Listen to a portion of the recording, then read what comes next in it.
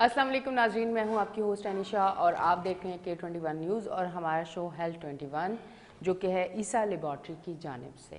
आज हमारे साथ हमारे गेस्ट मौजूद हैं डॉक्टर मुश्ताक अहमद। उनको वेलकम करती हूँ अपने शो पे। अस्सलाम वालेकुम। वालेकुम अस्सलाम। कैसे हैं डॉक्टर साहब? अल्हम्दुलिल्लाह, आप कैसी हैं? मैं बिल्कुल ठीक। आज का जो हमारा टॉपिक है मेरे हाल से वो आप सबका बहुत पसंदीदा होगा, क्योंकि आज का टॉपिक जो है मुझे लगता है हर दूसरे इंसान को यही प्रॉब्लम है कि वेट, मोटापा जो है वो एक बड़ा मसला है और हमें समझ नहीं आता कि ये हो कैसे जाता है एकदम से, और फिर इसे ख़त्म करने के लिए कितनी सारी चीज़ें जो हैं वो हमें करनी पड़ती हैं, या मोटापा किन बीमारियों की वजह से भी हो सकता है।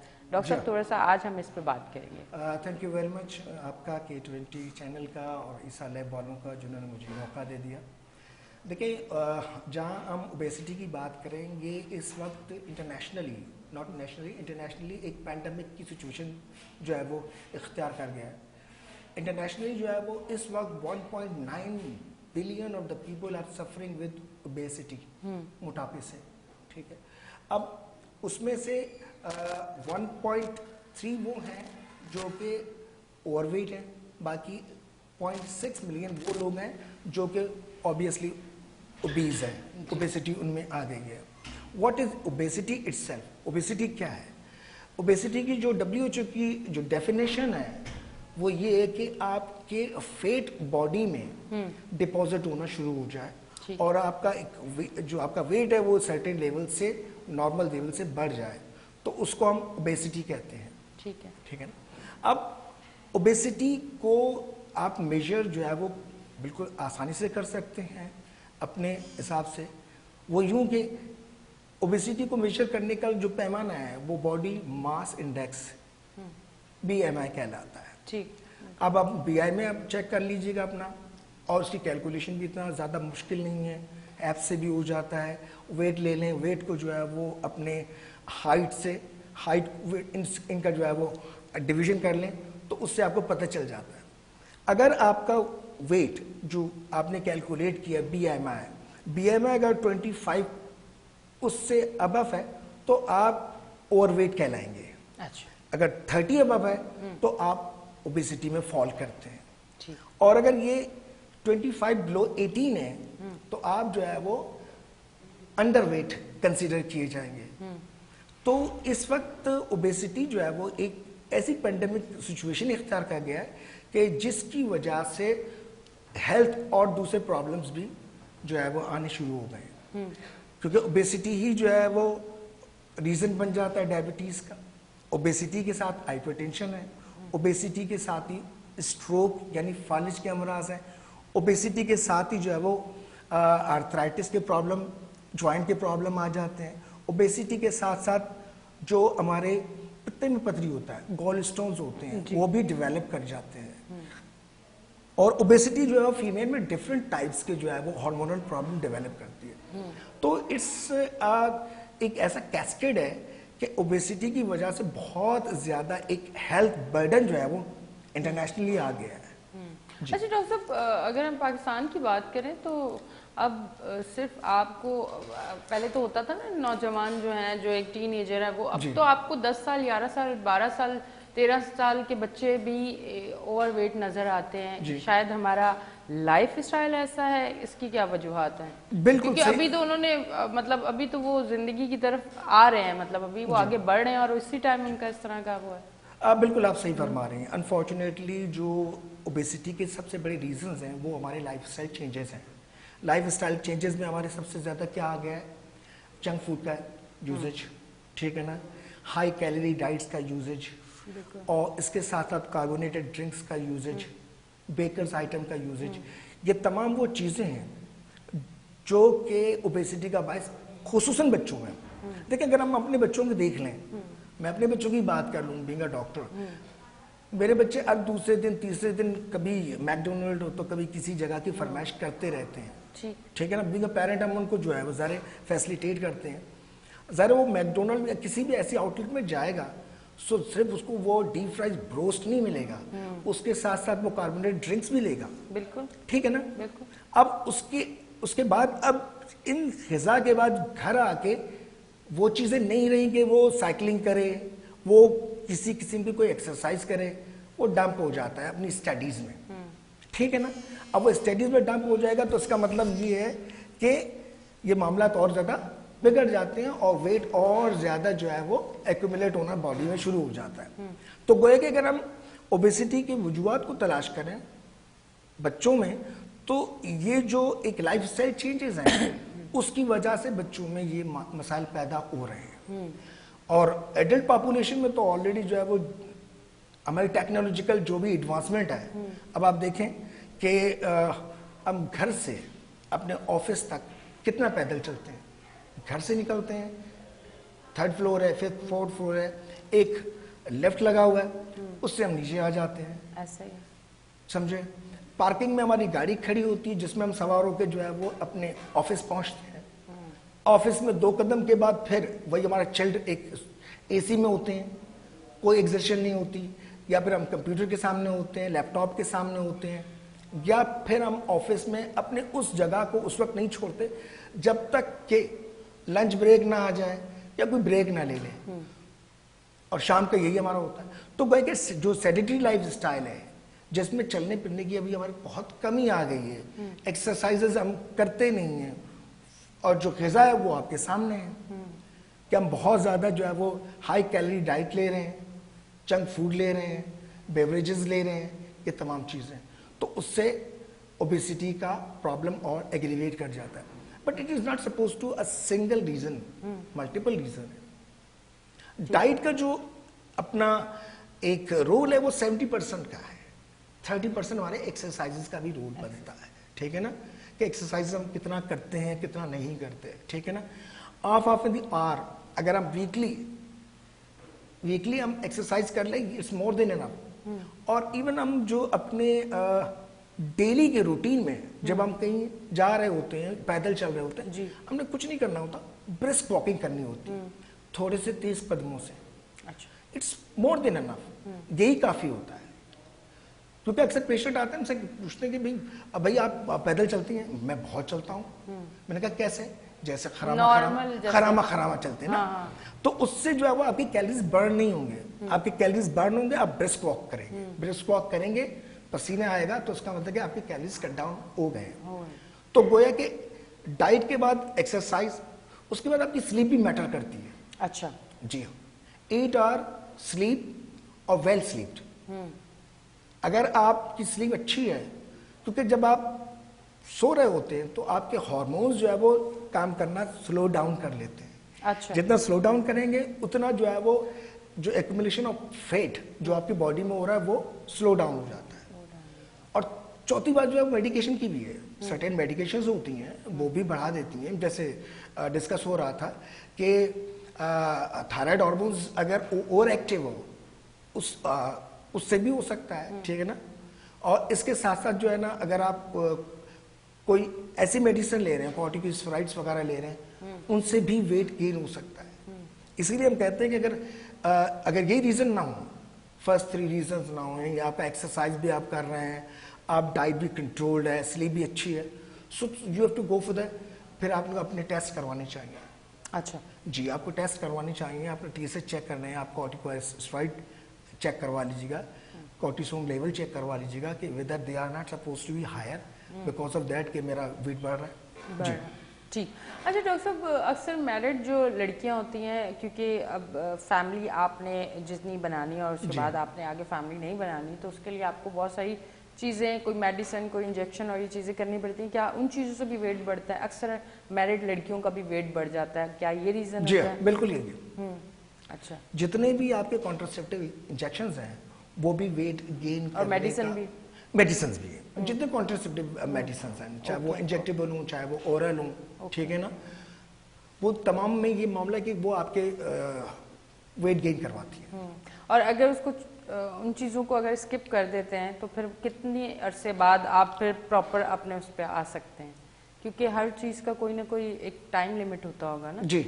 तो अगर देखिए, अगर आप इनकी बात करें कि हमारे वो बेटियां जो है वो शादीशुदा होती हैं, कॉन्ट्रासेप्टिव यूज कर रही हैं, इंजेक्टेबल और ओरल, उसके कम से कम 6 मंथ टू 1 ईयर, फिर वो आहिस्ता आहिस्ता, चूंकि वो उनके बॉडी में हार्मोन लेवल्स जो है वो बेहतर हो जाते हैं कॉन्ट्रासेप्टिव यूज करने के बाद, छोड़ने के बाद, तो आहिस्ता आहिस्ता वो अपने बॉडी वेट जो है वो नॉर्मलाइज कर सकते हैं। अच्छा डॉक्टर साहब, अब मुझे ये बताएं कि इतनी सारी डाइट आई हुई है, वो कोई इंटरमिटेंट फास्टिंग भी है जिसमें आपको किसी ने 12 घंटे नहीं खाना रात से लेके सुबह नाश्ते में, किसी ने 14 घंटे नहीं खाना, जिसको बहुत जितना जल्दी वेट कम करना वो घंटे अपने बढ़ा रहा होता है। तो मुझे बताएं कि आप इतने इतने घंटे जब नहीं खाएंगे, सो के उठने के बाद भी अगर आप 4 घंटे भूखे घूम रहे हैं, तो आप मुझे बताएं कि हम अपनी बॉडी को किस तरफ लेके जा रहे हैं, हमारे स्टमक को क्या प्रॉब्लम्स हो सकते हैं, हमारा माइंड उस तरह काम करेगा नहीं करेगा, हम अपने लिए कितने प्रॉब्लम्स कर सकते हैं। देखिए, अगर आप डाइटिशियन से इसके लिए मशवरा करें तो किसी डाइटिशियन ने ये नहीं कहा कि आप जो है वो स्टार्वेशन पे जाएं, आप फास्टिंग में जाएं और आप वेट रिड्यूस करेंगे। It is not suppose to be a healthy advice. Healthy advice नहीं है। हाँ, ये कर सकते हैं कि आप अपनी डाइट को जो है वो जो हम जो है 3 टाइम डाइट लेते हैं, ब्रेकफास्ट है, लंच है और डिनर है, उसको और लेविश लेते हैं, ठीक है ना, उसको फिर हम जो है वो डिवाइड कर लें 4 to 5 टाइम्स। और डाइट की जो क्वांटिटी है, क्वांटिटी एंड क्वालिटी, इस दोनों को बेहतर रखें तो वेट नहीं बढ़ सकता। अच्छा, ठीक है ना। बहुत फैटी मील ना लें, बहुत ज्यादा जो है वो कार्ब्स ना लें, बहुत ज्यादा जो है वो राइस का इस्तेमाल ना करें, ठीक है ना। अच्छा डॉक्टर साहब, प्रोटीन का भी कहते हैं कि प्रोटीन का इस्तेमाल ज़्यादा करें। अब जिस तरह के प्रोटीन शेक्स भी आए हैं, वो पाउडर आपको मिलते हैं, आप उसको दूध में डाल के, ये इसलिए कि बहुत सारे लोग हैं जिनका वेट ज़्यादा हो चुका है और वो बहुत ज़्यादा परेशान है, उनको नहीं समझ आ रहा, वो जहाँ से वो यूट्यूब पे जाते हैं उनको जो चीज़ नजर आती है, अभी आसान हल हो गया है ना कि आप वहाँ जाएं, आपको जो चीज़ मिले आपने वही खरीदने निकल जाना है। तो थोड़ा सा मुझे ये बताएं कि वो कहते हैं कार्ब्स कम खाएं, आप प्रोटीन ज़्यादा कर दें, आप ये चीज़ ज़्यादा कर दें, तो अब लोगों को आसान लगता है कि प्रोटीन शेक ले आओ, वो एक पाउडर मिलता है, वो आप घर में ला के पी लें, तो वो कितना बेहतर है, वो कितना किरदार अदा करता है? देखिए, मसला अगर कहें कि बैलेंस डाइट, जी, तो अगर बैलेंस डाइट की अगर हम बात करें तो बैलेंस डाइट में आपके कार्ब्स, प्रोटीन और फैट, इन तीनों का एक बैलेंस होना चाहिए। अच्छा, ठीक है ना। प्रोटीन का अपना एक मीडिएटर रोल जरूर है, मगर आप अगर समझते हैं कि सिर्फ मैं प्रोटीन खा के कार्ब्स ना लेके अपना वेट कम कर रहा हूं, तो ऐसा नहीं है। ऐसा नहीं, इसलिए कि हमारे बॉडी को जो एनर्जी की रिक्वायरमेंट होती है वो ग्लूकोज से पूरा होता है, और जितनी भी हम इस वक्त डाइट लेते हैं, चाहे कार्बोहाइड्रेट हो, चाहे प्रोटीन हो, फैट हो, वो इवेंचुअली एट द एंड हमारी बॉडी में ग्लूकोज में कन्वर्ट होता है, और वही जो है वो एब्जॉर्बेबल फॉर्म है, वही एब्जॉर्ब होता है बॉडी में एनर्जी लाने के लिए। तो अगर हम प्रोटीन भी लेंगे तो प्रोटीन भी जो है वो दूसरे पाथवे के जरिए एट द लास्ट वो ग्लूकोज में ही कन्वर्ट होगा। अच्छा, तो आप ये बिल्कुल ख्याल ना करें, ये ना समझें कि मैं चले कार्ब्स नहीं ले रही और कार्ब्स नहीं ले रहा और मैं जो है प्रोटीन ले रहा हूँ और प्रोटीन के नतीजे में मेरा जो है वो वेट कम हो जाएगा। It is not a wise जो है वो आइडिया। ठीक, मतलब बहुत सारी चीज़ें ऐसी हैं जिसको हम सिर्फ सुनते हैं और हमें पता नहीं होता ये चीज़ें, इसलिए मैं पूछ रही हूँ। अच्छा डॉक्टर साहब, मुझे बताएं, जिनको थायराइड का प्रॉब्लम होता है उनका वेट बहुत ज़्यादा हो जाता है, तो ये क्या वजूहात होती है? क्या उन लोगों का वजन कभी कम हो सकता है? या क्योंकि मैंने ऐसे बहुत सारे केसेस देखे हैं, फैमिली में भी हैं कि पहले बहुत स्लिम स्मार्ट थे, जब ये प्रॉब्लम शुरू हुई तो इतना ज़्यादा वेट हो गया कि अपने वेट से वो परेशान है, डाइट भी करते हैं, एक्सरसाइज भी करते हैं, पर वेट जो है वो जगह से नहीं हिलता। इसका मतलब देखिए, अब एक क्लियर है कि अगर थायराइड के साथ आ रहे हैं, हार्मोनल प्रॉब्लम्स हैं, उसके लिए जो है वो आप मेडिकेशन ले रहे हैं, प्रॉपर मेडिकेशन ले रहे हैं, तो फिर वेट आहिस्ता आहिस्ता बेहतर हो सकता है। अब इसके लिए जो ट्रीटमेंट है प्रोलॉन्ग रहती है, ये नहीं कि हमने जो है वो 1 हफ्ते 2 हफ्ते 1 महीने दवा ले ली, ठीक है ना, और उसके बाद हम बिल्कुल ठीक हो गए, नो, मगर अब नहीं लेना। तो एक सर्टेन लेवल तक हमने जो है वो उसके लिए मेडिकेशन लेनी होती है। अगर वो मेडिकेशन ले रहे होते हैं तो फिर जो वेट इंक्रीज के चांसेस है वो कम से कम होते चले जाएंगे, और उसके साथ जाहिर है कि बाकी जो डाइट है वो भी आप कंट्रोल करें, तमाम चीजें, तो उनके भी वेट में कमी आ सकती है। ऐसी कोई बात नहीं कि उनकी वेट में कमी नहीं आएगी, आ जाएगी। जी हाँ। अच्छा डॉक्टर साहब, अक्सर अमूमन मतलब हम लोगों की बॉडी में जो है ना वो फैट कहीं ज्यादा होता है कुछ जगहों पे, कुछ लड़कियों को ज्यादा होता है यहाँ पे, कुछ लोगों का पेट पे होता है। ये क्या होता है कि मतलब कोई कुछ चीज़ें जो है वो वहाँ ज़्यादा फैट आपका नज़र आता है और बॉडी बाकी स्लिम होती है। अक्सर मैंने मर्द हज़रात भी देखे हैं कि वैसे तो बिल्कुल ठीक है, फिट है, पर उनकी टमी बहुत ज़्यादा होती है। ये क्या वजूहत होती है कि आप कोई एक जगह से बहुत ज़्यादा फैटी नज़र आते हैं? देखिए, मेल टू फीमेल में ज़रा डिफर करता है। अच्छा। मेल में जो है वो सेंट्रल ओबेसिटी बहुत ज़्यादा होता है। टमी में जो है वो जितनी एडिपोज की डिपोजिशन होती है वो टमी में आके हो जाता है, जिसकी वजह से उनका पेट या तोंद बाहर निकल आता है। It's suppose to be. मगर फीमेल में जो है वो एक नेचुरल फिनोमिना है, नेचुरल फिनोमिना है कि कुछ हिस्सों में उसके फेट आना चाहिए। It's suppose to be the part, ये उसके जो है वो जिस्म का हिस्सा है, ठीक है ना, तो उनमें होना चाहिए। हाँ, ये कि अगर वो इटसेल्फ ओबीज है, फीमेल की बात करो, अगर इटसेल्फ ओबीज है तो हो सकता है कि वहां फैट डिपोजिशन और ज्यादा हो सकता है। अदरवाइज मेल टू फीमेल में जो फैट डिपोजिशन है वो फीमेल में certain part of the body should be there which is a natural. तो डॉक्टर साहब, आपने अभी तक जितने केसेस देखे हैं, अगर फीमेल की बात करें या मेल की करें, दोनों में, तो आपने जितने केसेस देखे हैं जिसमें वेट लड़कियों का ज़्यादा है, ओबेसिटी है, मोटापा है, जो भी कह लें, तो वो ज़्यादा आपको फीमेल में क्या प्रॉब्लम नज़र आई कि अगर आपने टेस्ट करवाया और सारी चीज़ें आपने जब केस उनका देखा तो आपको क्या नज़र आया कि अगर कराची के आप केसेस देखें तो कराची में मोटापा अगर फीमेल्स को हो रहा है तो उसमें क्या मेन वजूहत आपको नज़र आई हैं? देखिए, मेन वजूहत इसमें फिर वही वाली बात कि हम diet one of the problem, sleep one of the problem. Sleep में देखिए डिस्टर्बेंस इतनी है कि एक फीमेल जो हाउस होल्ड होती है, बच्चे आ रहे हैं 1-1:30 बजे रात को, खाना खिला दिया, कुछ कर दिया, फिर जो है वो उसके हस्बैंड को जो है वो मॉर्निंग एट 6 जाना है, स्लीप उसकी डिस्टर्ब रहती है। और अगर छोटे बच्चे हैं जो बार बार जागते हैं सॉरी, उसमें भी उसकी स्लीप डिस्टर्ब होती है। तो sleep is one of the problem, ठीक है ना। फिर डाइट में भी उनका कोई कंट्रोल नहीं रहता, जो मिल रहा है वो खा रहे हैं, ठीक है ना, तो डाइट प्रॉब्लम भी रहती है। तीसरी बात उनमें सॉरी हार्मोनल प्रॉब्लम भी आती है। अच्छा डॉक्टर साहब, ये बताइएगा, ये जो ड्राई फ्रूट्स होते हैं ये रोज़ लेना कितना बेहतर होते हैं? क्या ड्राई फ्रूट्स से हमारा वेट बढ़ता है? क्योंकि कुछ लोगों को आदत होती है, जैसे मुझे आदत है और बचपन से आदत है कि मैं ड्राई फ्रूट्स ज़रूर खाती हूँ, मतलब गर्मी हो या सर्दी हो मैं ड्राई फ्रूट, वरना हम लोगों के जहनों में ना कि अगर गर्मी का मौसम है तो कुछ आपने ऐसी चीज़ें नहीं खानी जिसमें आपको फील हो कि पाए टाइप कोई गर्म चीज़, पर मैं हर मौसम में हर चीज़ खा लेती हूँ। तो इस तरह मैंने रूटीन में बचपन से ही ड्राई फ्रूट्स रोज़ खाती हूँ, तो आज भी खाती हूँ। कुछ लोगों का कहना होता है कि नहीं, ये ड्राई फ्रूट्स जो हैं ये वेट बढ़ा देते हैं, ये गर्म होते हैं, इसको गर्मी में नहीं खाना चाहिए। आप क्या कहते हैं कि हमारी बॉडी को रोज़ किन किन चीज़ों की ज़रूरत होती है और हमें कौन कौन सी चीज़ें ज़रूर लेनी चाहिए? साथ दूध की भी ज़रूर बताइएगा, हम लोग दूध नहीं पीते, तो उस हवाले से बताइए। देखिए, अगर आप डाइट में जो है वो ड्राई फ्रूट की बात कर रहे हैं वो ली जा सकती है, कोई इशू नहीं है। असल में मामला ये आता है कि आप ड्राई फ्रूट कब ले रहे हैं। ठीक, पता चला कि आप जो है वो न्यारी भी ले रहे हैं, पाए भी ले रहे हैं, खाना लेविश खा लिया, उसके बाद dry fruit, obvious it's plus, ठीक है ना। हाँ। अगर आप एक सर्टेन लेवल में तमाम चीजें ले रहे हैं, बात फिर वही आती है कि आपने एक अपने डाइट को कितना बैलेंस कर लिया है, ठीक है ना। अगर डाइट को बैलेंस कर लिया है, नो इशू, लेनी चाहिए, फ्रेश फ्रूट्स लेने चाहिए, दूध का इस्तेमाल होना चाहिए, ठीक है ना। ये सारी चीजें उसमें शामिल है, ये सारी चीजें शामिल, उससे कोई ओबेसिटी ने डेवलप नहीं करना, मगर बात ये होती है कि आपने एक्स्ट्रा कितना ले लिया अपने टोटल एनर्जी के अगेंस्ट।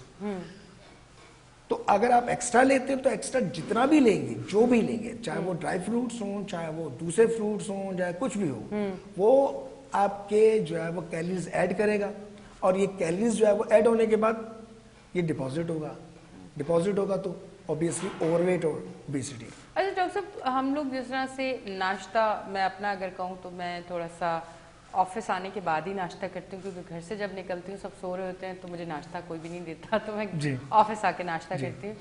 तो मुझे बताएं कि अपने नाश्ते का टाइम और लंच के टाइम में कितने घंटे का फ़र्क होना चाहिए, फिर लंच से डिनर तक के, क्योंकि हम लोगों का अगर लंच 2 बजे हो जाता है तो डिनर हमने रात को 10-11 बजे करना है, तो क्या टाइमिंग होनी चाहिए, सोने की क्या टाइमिंग होनी चाहिए, लास्ट मील हमारा किस टाइम होना चाहिए, हमारी बॉडी को किस किस टाइम चीज़ें चाहिए होती है? देखिए, जितने भी हर्बलिस्ट थे या जो है वो आपको पुराने इल्म मिलेगा वो कहते हैं जो ब्रेकफास्ट है it's diamond, okay, lunch is golden, okay, breakfast dinner obviously जितना कम कर सकते हैं कम कर लीजिएगा, ठीक है, क्योंकि ये वो टाइम है कि जिसमें आप स्लीपिंग कंडीशन में जा रहे हैं, और जितना स्लीपिंग कंडीशन होगा आप इनएक्टिव होंगे, जितना इनएक्टिव होंगे आप जो है वो कैलोरीज डिपॉजिट कर रहे हैं, जमा कर रहे हैं, बर्न नहीं कर रहे हैं, ठीक है। मैंने आमतौर पर देखा है कि जहां हम विलेज लाइफ में जाते हैं, विलेज लाइफ में लोग इतने ओबीज नहीं होते अगर वो ट्रू विलेज लाइफ गुजार रहे हो, ठीक है ना। जो अर्बन सिटी में हमारे यहाँ तो मुश्किल है कि early in the morning at 7-8 go for the breakfast, ठीक है ना, 1-1:30-2 बजे आप लंच कर लें और रात को 8 बजे वो आप डिनर कर लें, ठीक है जी, ठीक है, ओके, थैंक यू डॉक्टर साहब। डॉक्टर साहब असल में हमारे शो का टाइम जो है ना वो मिनट हमारा बड़ा वो होता है, तो टाइम हमारा बातों में पता ही नहीं चला, इतने सारे सवाल थे और इतने अच्छे आपने जवाब दिए कि टाइम का पता ही नहीं चला। बहुत शुक्रिया, थैंक यू, थैंक यू। जी नाज़रीन, आप देख रहे थे हमारा शो हेल्थ 21 जो कि K21 पे है ईसा लेबॉर्ट्री की जानिब से। इसी तरह हमारा शो देखते रहें। अपनी होस्ट एनिशा को दें इजाज़त, फिर मिलेंगे, अल्लाह हाफिज़।